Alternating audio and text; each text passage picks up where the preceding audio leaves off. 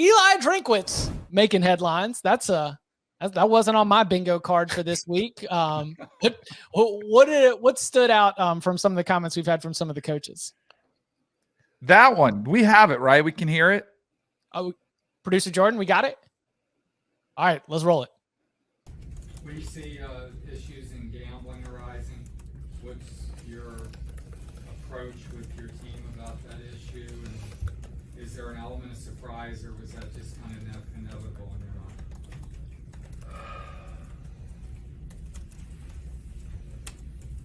Y'all really are trying to get me in trouble here. There's just not enough. I mean, we're trying to give. Actually, Deion Sanders had a really good quote the other day talking about young men that are joining a business, but we want to treat them like kids. We're giving guys 18, 19, 20, 21, 22-year-old life-changing money. People are making more money in NIL than my brother-in-law, who's a pediatrician who saves lives. And we kind of do it cavalier, and we think that there's not going to be any side effects or there's not going to be issues. I mean, there's information out there, there's bad actors out there always trying to make a dollar. They're involved in running around campuses trying to gather information. Like I think it's probably going to become one of the key issues that we face in our locker rooms. I mean, the NFL's faced it more high profile than I've seen it in the last 15 years, in the recent 2 years. So I think it's more prevalent because there's more money involved, and everybody's looking for a quick way to make a dollar. And so, I've been known to play blackjack myself. So, it's a tough deal. And like I said, these young men are getting a lot of money that is a lot right now. And there's not, other than trying to hand out advice and provide some parameters to it. We talk about in recruiting, you recruit your own problems. With this NIL situation, we've created our own problems in college sports. Marcelo hit me back, by the way, and said that they actually do have to vote. The athletic directors vote on Thursday. The presidents would vote on Friday morning. Sankey cannot break the tie. Vote fails if a tie, and they have to reintroduce the proposal. Vote until there's not a tie, pretty much. Simple majority, 8-6. Saban's Joe Manchin. Mike Fly would have never stood for this. Yeah. All right. So Danny, back to Drinkwitz. So he was getting skewered, right? And I think you can tell where a coach is on the hot seat by how quickly he responds. Did you see him take right to Twitter after? It was like 45 minutes later. Yes. He's like, I am not against NIL, even though every coach deep down inside feels exactly the way he does. Like, they don't like the problems that it brings to you. I thought they were blown up a little bit. I think some of those concerns are valid, but my goodness, is it easy to absolutely skewer you when you make about 10, 15 times as much as the pediatrician who's saving kids' lives? Like, that's where it looks awful. Like, you should have just kept that one out of your mouth, and everything else would have been okay. You know what? He brings up some good points, but the hypocrisy that it looks like when you compare the players making more, but not yourself, like, that was why it was so easy to rake him over the coals. Football coaches I want to see the brother's text to him. Like, his brother's blowing him up, right? Like, you saw him texting there on the podium. If you guys are watching us live on YouTube, youtube.com/cover3, like and subscribe. Like, he's texting during the middle of the question. Are we even sure Eli listened to the question, or he's just like, okay, yeah, gambling, they have more money now. All right. If I'm Eli's brother, a pediatrician saving lives, I'm like, bro, you paid $1 million per win. Like, you're a replacement level coach at Missouri. You're literally like mid as hell. You do exactly roughly about within the expectation range. Never better, never really worse. You're playing out the deal. You got one extension. Oh, like, dude, you don't save lives. Like, Eli's brother better be ripping the hell out of him over text. Did the phone? I don't know. He's probably not watching live because he's saving lives. But if he did, it'd be fun to see the phone blow up there. I got to jump in right after this. Go over the 24/7 Sports YouTube channel. We're doing a transfer portal review show with the new rankings. So I'll see you guys. I got to go do sound check over there. Later. I will just say, like, I agree. Like, the way he made his point was not the best way, but I think overall he's not against NIL.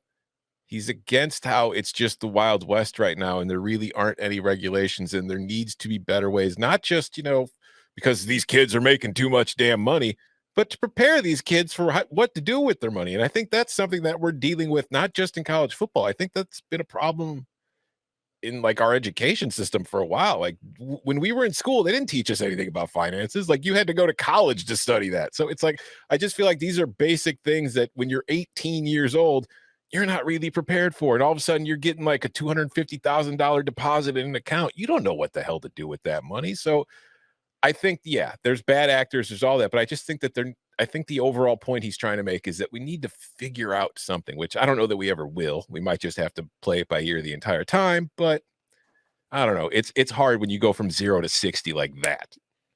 But haven't we learned, like, this was a big criticism of the NBA when they let players come out of high school go straight. Oh, they're too rich too soon. They're too young to understand what it takes. When I would argue that, yeah, there's some issues that you have to deal with, right? You have bad actors out there that are trying to maybe, charge you 30% on what you're making or whatever it is. But aren't those issues a lot better than what these kids are dealing with coming out from the neighborhood they are? And then like in the other issues that they could have where there are legitimate bad actors that are trying to do way worse things than to overcharge you or, take some of your money away from you. Like that's where I kind of like, haven't we learned from the criticism of other sports? I don't love it. Trust me. I think there's a lot of jealousy too. I mean, I don't love the fact that there's an 18-year-old that could be making $8 million to go to Tennessee. I'm like, man, we're here, working our tails off. Can't we get some love? It's just life's not fair. And everybody has to be more okay with accepting that. 18-year-olds going on guys trips to Greece, while we're sitting here working. Can you imagine? That's but right. Like, I mean, like you're saying though, like money, suddenly having money will not fix everything for you, but it does provide easier path to things that will help fix problems for you. Right. Like I saw Joel Klatt said, this is going to lead to mental health issues, which maybe it does. I don't know. I mean, maybe there's some, because, and I'll say this from a personal standpoint, I had a hard time dealing with life after the NFL. Like all of a sudden when you stop making $1 million, it's tricky. And what do you do with your life? But again, that problem is a lot easier to solve and address than some of the problems that some of these players are having to face if they never had this money on the table. Yeah, the jump from gambling to NIL was interesting. Yeah. Because I am curious about the gambling impact. Like I think we're at the tip of the iceberg of what potentially we could see this fall if they start, enforcing it the way they have already at Iowa State, Bama, baseball. The NFL has come down hard. Like, could you imagine? I mean, the baseball coach at Alabama got fired because of a gambling scandal. Could you imagine if that, not even to say Saban, but any Power 5 coach was fired because of a gambling controversy, which is not that outside of the realm of possibility. Not surprising also that the alpha nerd admitted that he liked to play blackjack. That guy counts cards. Yeah. There's no question. That guy sees all the numbers. Said I'm banned. He should have been like, I'm not allowed to play anymore. Yeah, I'm so good at that. Yeah, no shock there. Also, and I mentioned this earlier, this is something that, again, I haven't really wrapped my head around, but I understand it's significant. But Missouri is one of the states that has new NIL legislation, which allows a high school athlete to get NIL money before they're even on campus. And I don't know if I've got this last part right. If they commit to an in-state school, what?